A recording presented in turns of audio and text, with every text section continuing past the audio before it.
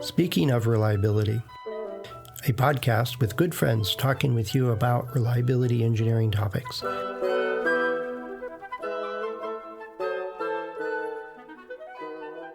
Welcome to Speaking of Reliability. This is Fred Trankelberg. And this is Chris Jackson. And we're confronted with a question from one of our listeners about how to make a good impression when they're interviewing for a reliability position, which is a good question. It is a good question. And it was from somebody that has a maintenance background. And I didn't, through a couple of emails, I didn't get a whole lot of experience and background and all that other stuff. But it was, they ran into the podcast, and I like the idea that it was binge listening to it, because hundreds of episodes is, well, you still got a few more hundred to go, but and I really appreciate it and everything else. Yet would like to become a reliability engineer. And I imagine that was in the works prior, and said, I've got an interview coming up, and how do I approach that? How do I, help them understand I'm the right person, kind of thing? And I'm like, well, it's a good question. It made me think that there are people that are just naturally reliability engineers right from the get-go.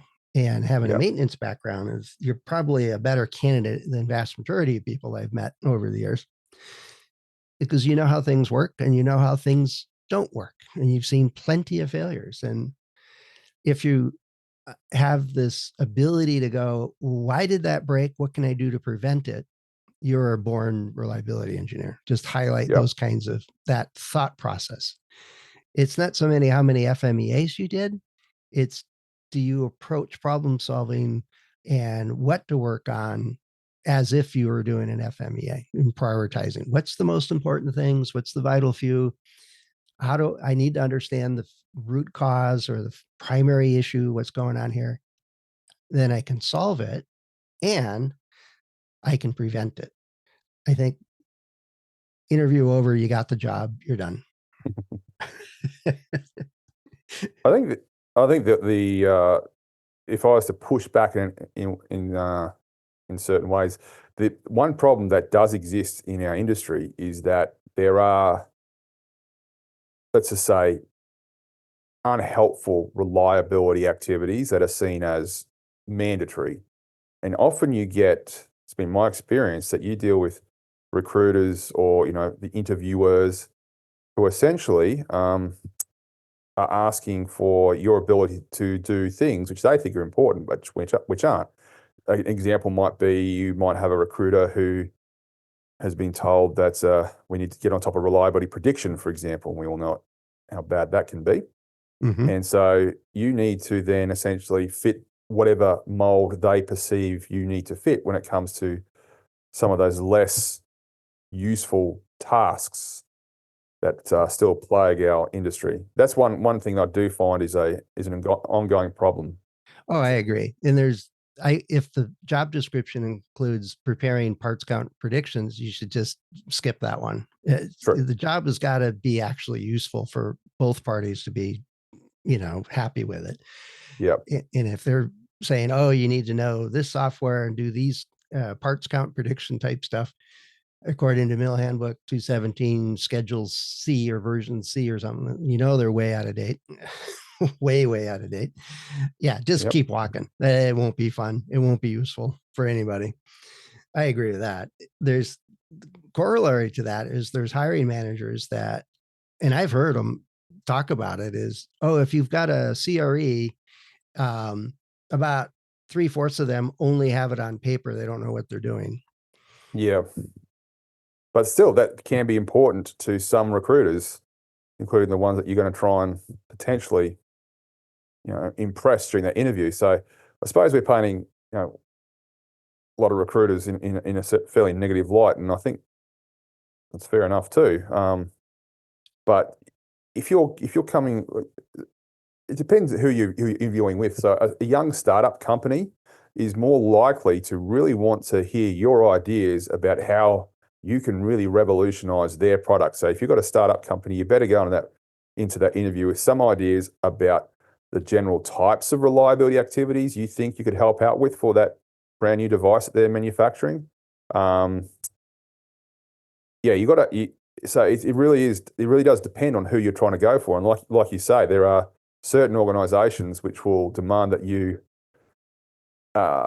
be fluent in parts count prediction or MTBF testing or what have you. And sure, I suppose you could become fluent in what the industry believes is an acceptable level of competence in those fields, but it's witch doctory and snake oil salesman type reliability activities, which aren't going to be as fulfilling long term. And you very quickly devolve into a process zealot who's not very helpful. Yeah. Am I rambling off on a tangent? Well, not really. I think for a person that doesn't have, prior work experience in reliability engineering, or even a person that does, it's a focus more on, and I think this is true for any position, is here's the way I look at the world and problem solving and getting things done, you know, and it's in focus to what's good for our customer, what's good for our organization, and what's in, where can I add the most value. In reliability, that's often, and you and Carl and others say it often, is what are the vital few? It's like, I don't have time to work on everything. Let's figure out what the Mhm. most important things are. It's kind of that question of what keeps you up at night to the program manager or the lead engineers or whatever. And what can I do to support that you get the right information to make decisions? And then I quite imagine that some hiring manager goes, well, what do you mean? I want you to do testing. I said, is that testing connected to an important decision that will make or break your ability to sell this product? As opposed Yeah. to, yes, sir, what's mill standard am I using today? It's, I don't care if you're familiar with mill standard 810 or IEC or this or that other standards. Those are tools, those are techniques that we can use. If I go do a bunch of tests and nobody looks at it, it's not really helpful. Is kind of my approach is, you know, let's do things that actually make a difference rather than just do things because it's on the list. Um, Basic approach. Now, if somebody wants you to just do stuff because they've always done it that way, and I'd push back in the interview, how is your performance in the field doing? And is your product you're making this year the same as the one you made 5 years ago when you first started doing this testing? Is it of value? Is it useful? Um, I did have an interview where they pushed back on that. No, you do the testing and we'll tell you whether it's useful or not afterwards. And they're like, well, then I'm not the person for you. Out of here. But I was also Right. working full time at the time and didn't really care. I mean, if you want to get a job, the Department of Defense or a defense contractor, you're going to be asked to be fluent in all those mill standards that Yep. have many of which have been cancelled, and you need to be prepared to learn a flow diagram that's supposed to guarantee reliability, which it's like a spider web from the Lord of the Rings. Yeah. Um, And but doesn't over and over again. no, it's and if that's the sort of reality you want, where you become valuable if you can garner experience in completing as many of those process steps as possible. That's what makes you valuable to the organization. Now, to me, that sounds like a life sentence with minimal chance of parole, even with good behavior. So, if you want that job, you need to go into that interview knowing all the relevant mill standards, saying, yes, I know mill standard 1629 alpha back to front. Yes, I know how you guys want Formica's done. Yes, I can do parts count prediction with mill standard 217F. Yes, I could do a reliability growth model in accordance with mill standard 189 Charlie. And I'm not making up those standards, by the way. Well, you're hired. You know all these numbers. You're good. Yeah, right.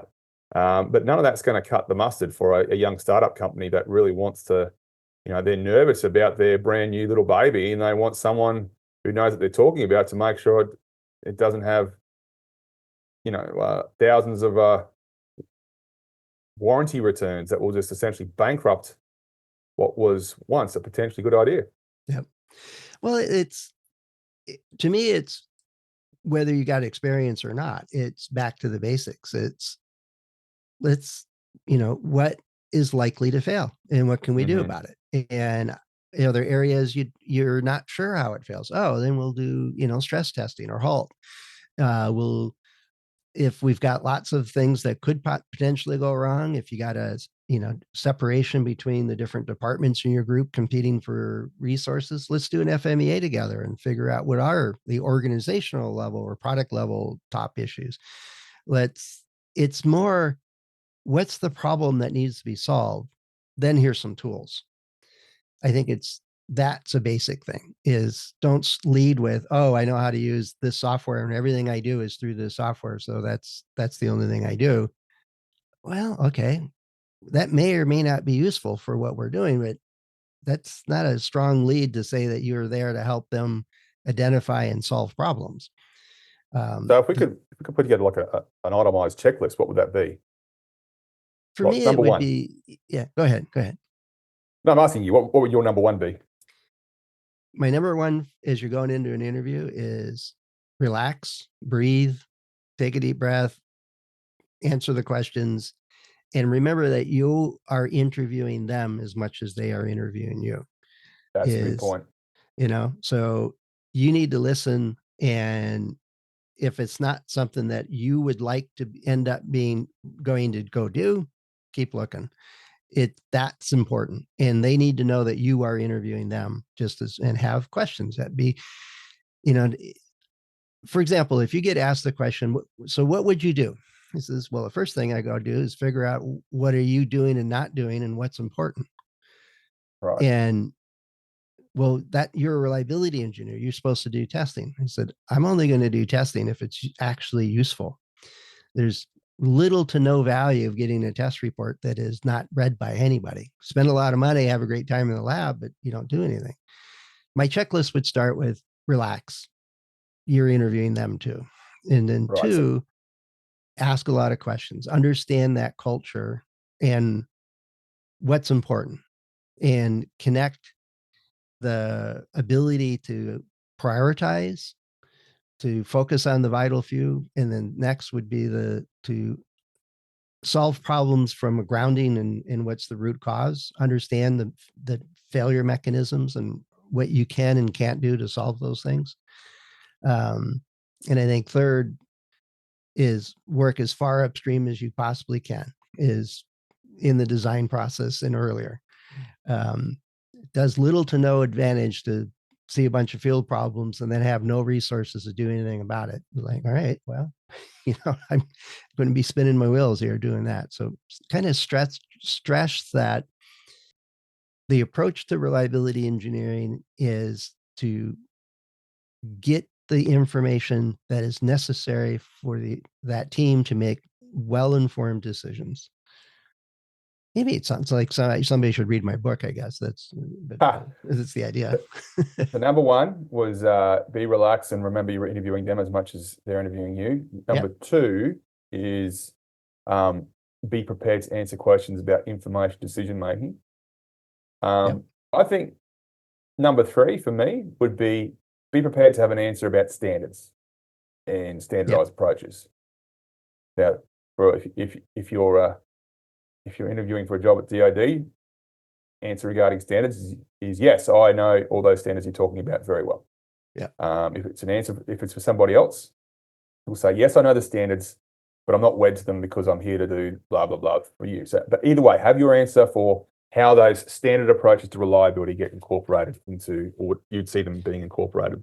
Well, listen to like every fifth webinar we've done or podcast we've done where it's like blindly follow the standard and their products failed miserably. Well, you're not making a metal encased watch.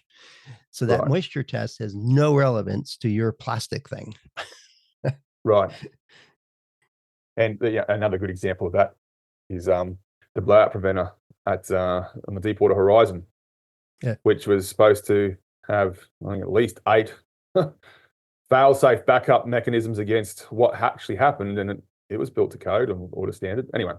so number three, have a answer to the question they're going to ask about standards and standardized approaches. I think number four is also have an answer to questions they're going to have about statistics, probability testing and statistics. Mm-hmm, mm-hmm. So again, if you're if the person, the organization you're going to interview for is Department of Defense, those statistics will be revolving around test planning and military reliability growth testing and things like that.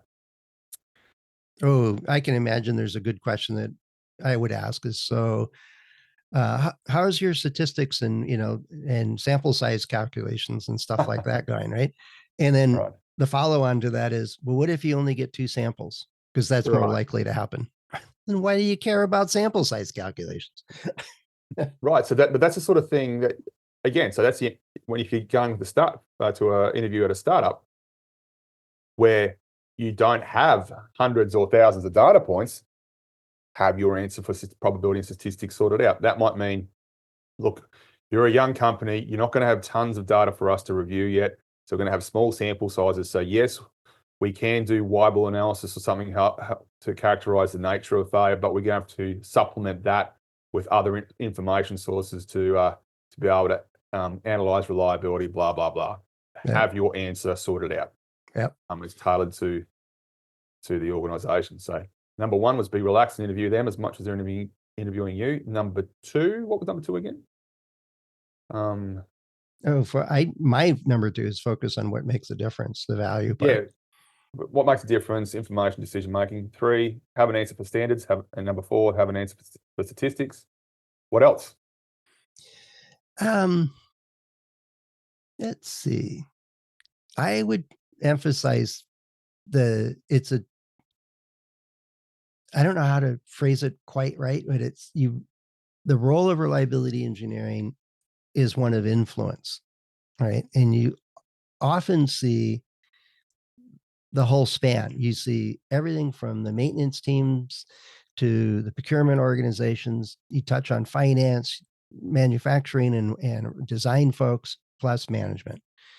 You interact with pretty much, or should be interacting with, pretty much the entire organization. And part of that is recognizing things that are those cross boundary issues between the different departments, different groups, Mhm. different ways of looking at things. And so being able to pull together and talk to that, those sometimes are critical problems, and being able to work cross functionally um, is a role a reliability engineer should take on and make happen.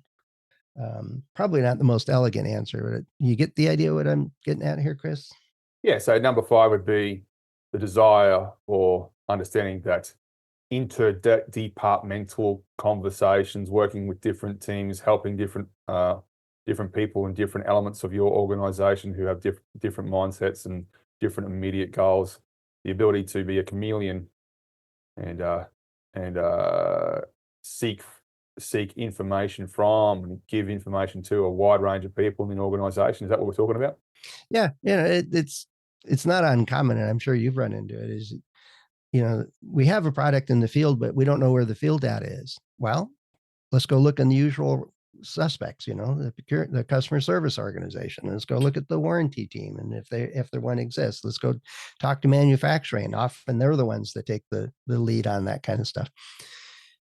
But it's being able to identify and pull together the various people from across the organization to solve problems, and recognizing that problems occur at the interfaces, and that's both at the organizational level and in the product. It's power supply doesn't like your motherboard, and they don't like each other, and they don't talk to each other. Both parts are perfectly good. Finance does their job and they're really good at it, and manufacturing does their job, they're real good at it, but they really have screwed up how do they report warranty. So it's not useful for the rest of the organization. It's those Right. kinds of things that is recognizing that you have to step out of your department in order to be effective in plenty of cases, plenty of situations, and be comfortable with that. That's okay. They're just people. Mhm. But I like your idea that you got to understand them too. It's what's their goals, what's their objectives, and how does that work such that the whole organization can benefit. Um, and somebody that's been in a particular department or silo for their whole career, that's sometimes really hard to see. Yes, or not just see, but be comfortable with. Yep. Because when you're in your silo and you've been grown accustomed to that, then any sort of divulsion of information or helping somebody else in somebody else's silo is a loss of power. And silo-centric organizations, usually without even perhaps meaning it, essentially rewarding the pursuit of power Yep. and influence Well, there's the or the in the perception of product, that. yeah, in the product development kind of reliability engineering is, there's design and manufacturing and procurement and all these other silos. Yet, at the end of the day, warranty expenses and unhappy customers comes out of everybody's budget one way or the other, right? Mhm. And it's recognizing that and where those linkages and connections are and benefits and distractors and so on are is one way to look at it. In a facility, a plant, if you're a reliability engineer, you probably have already run into that the ops manager wants the line up and running now. The hell with the root cause and everything else. Yet between finance and ops and the engineering teams that are bringing the equipment in, is you probably need to recognize they all really do want it to work. And it's the piece of, well, if we build a reliable system and maintain it to remain reliable, that achieves everybody's goals. It's might take us a little longer to do the root cause and do the fix, yet the long term, the whole process will get a whole lot better. Plus, all the preventative stuff like basic alignment procedures and so on is get those right, and you'll have less problems. And it's being able to talk to the ops team, the finance team, the scheduling and teams, and so on, so that they understand what you're proposing actually helps them. And I think that's what when I heard, you talking about being able to work with the other teams and understand their objectives. I think that's important in order to be able to convert the activities that would support them into a way that they don't see as a burden or a cost center or just troubleshoot or a problem child kind of thing, but actually in service to their own objectives. Right. So that's sort of number five, the ability to work with teams across the organization and not just a fiefdom. I think number six is you need to have an answer for professional development. So when they Hmm. say what qualifications and training do you have, it better not be nothing. So that doesn't mean you have to go and enroll in a university to get a degree, but Udemy, Ascendo, I offer courses. I mean, there's Well, lots of the courses you can podcast, do. The podcast, yeah. the But that podcast doesn't is, really but I agree that's a very useful training medium. I just don't think it's recognized by a lot of recruiters, though. well, that's the trick is I could go get a bunch of degrees and what did you learn? He says, well, I got a bunch of degrees. Oh, I agree with what you're saying, but in terms of a recruiter who's the gatekeeper. Oh yeah, yeah. But it sounds like this particular question as the interview is coming up. So they got past the first gatekeeper. But yeah, I get your point is that a resume makes good sense. Yet at some point the question is going to come up, well, what's your background and experience relate to this job? Well, I'm fascinated by how things fail and how I can prevent it. And Right. there's plenty of examples if you're coming from the maintenance world out of that. I try to always focus on what's the most important, our list of 5 things here. Yet I contend that almost anybody can interview for a reliability position if they have a mindset of is like, I really want to help prevent problems from occurring. And when they do occur, I can help troubleshoot and solve those problems in an effective way. That would get you a long way with most any interview, whether you were a kindergarten teacher or maintenance supervisor. It's that recognition that you actually have to solve the right problems and you have to solve them well. Yeah. It goes a long way to cross transfer different disciplines. I'd rather hire somebody with the curiosity, the self-taught about how things fail or how things work, or um, than somebody that has been in school for 45 years and says, "Oh, it's time to get out of academia. I should get my fingers dirty, hands dirty, and turn wrenches and stuff." I'm like, so when's the last time you picked up a wrench? Mhm. kind of thing. Right. So, are we up to, I think, We got one, 6. I relax. think there's pretty Yeah, solid, you know, yeah, but yeah, one, interview them as much as they're interviewing you in a relaxed way. yeah. Number two, that was Oh, talk I about thought you were decisions and writing these information. down. Come on, Chris. It's a podcast. It's not a. It's a podcast, you know. I'm not a journalist. You don't Yeah, pay me enough to yeah. be a journalist. Anyway, Yeah, it's focus on what's of value. yeah, but valuable decision making and talking to information you use to get there. Three was Standards. have an answer for the question about standards, Yep. and the correct answer might not be I know every standard there is and I love them all dearly. That's probably not the best answer. Probably not the thing because they're going to pull out some obscure standard that you never heard of before. Right. So have a question answer for standards that's relevant to them and what you want to do. Number four, have an answer to Statistics and probability. statistics, how that's going to work for them. Number five is talk about the need, desire, and ability to talk across cross-functional teams and groups within the organization, Mm-hmm. helping them. And what was number six again? You just talked about it We last. just talked about it too. Yeah. What was six? Um, experience. It's what's your Oh background yeah, and how do you translate that background into how you would function as a reliability engineer? Yep. right. So you have Think to have that an through. answer to that question. It doesn't have to Yep. be I have a PhD in this. In fact, in many cases, that can be seen as a detriment. Yeah. It's more how do you use your experience and background Mhm. in the role of a reliability engineer? And So you could say, for example, look, I've really struggled to be able to get formal qualifications, education for reliability. So what I've done is I've partaken in these Udemy courses. I've done this. I've done this. and I've I done learned I've this done a few thing other here things. and I used it at work and it made a difference and realized that I really like reliability type stuff. So that's why Right. I'm applying for this job, you know? And I would really like to expand my learning further in the future, et cetera, et cetera, et cetera. Yep. So Yep. anyway, that's having answers to those questions would be very, very helpful. Yep. No. All the way back to number one, relax. It's Mhm. only 6 things you got to think of, you know. But uh, it's general advice. I hope they get a chance to follow up with this person and see how it went, and or if there's any other questions or specific things that would go with that. See how it goes. Hopefully, it works out. But if you've got an item or two that you would like to add to that list, please don't say really understand 217 by heart. That would be break my heart. It the it's switching into a different career or starting in a new career has got a bit of anxiety, a bit of uncertainty, and so on. Relax. it's Mhm. they they know that they've seen your resume. It's a matter of how well you translate that background experience and so on into how it can actually be a value for them to hire you.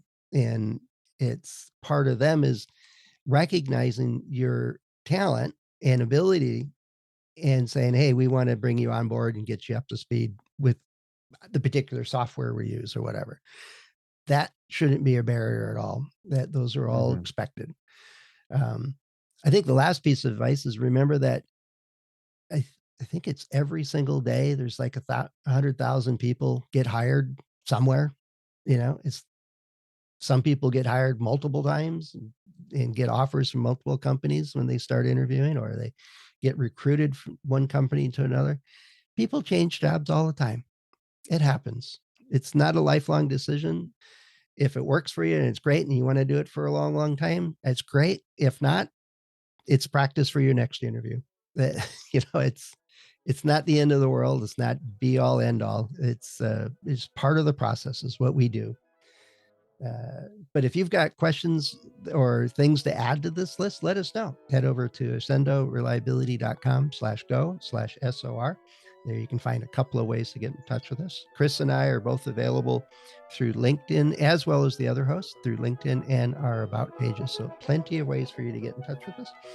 And good luck with the interview. Have fun. Yeah, absolutely. Thanks for listening to Speaking of Reliability. We invite you to join the conversation. If you have a question or a topic that you think we should discuss in a future show, please let us know.